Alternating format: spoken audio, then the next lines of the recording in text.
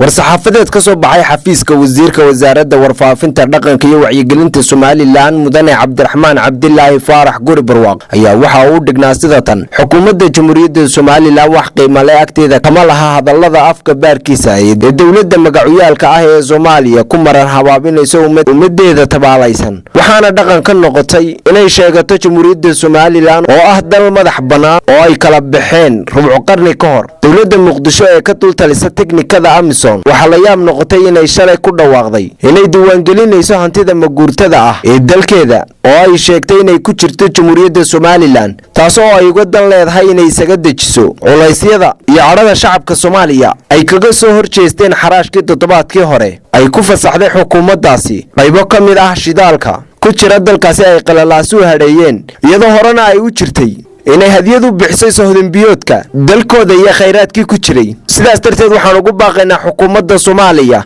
inay u soo noqoto runta ka jirta gobolka Geeska Afrika oo ay ka waantowdo laablakaca ay ku haweysanayso inay farigeliso dalka Jamhuuriyadda Soomaaliland oo ay shan madaxweyne si dimuqraadi ah oo nabdoon xilka isugu wareejiyeen warqadaasina waxa ku saxiixnaa wasiirka wasaaradda warfaafinta dhaqanka iyo wacyigelinta Soomaaliland Cabdiraxmaan Cabdilaahi Faarax Guri Barwaaqo ay Duruus Maxamed Axmed telefishinka caalamiga Ariel magaalada Hargeysa.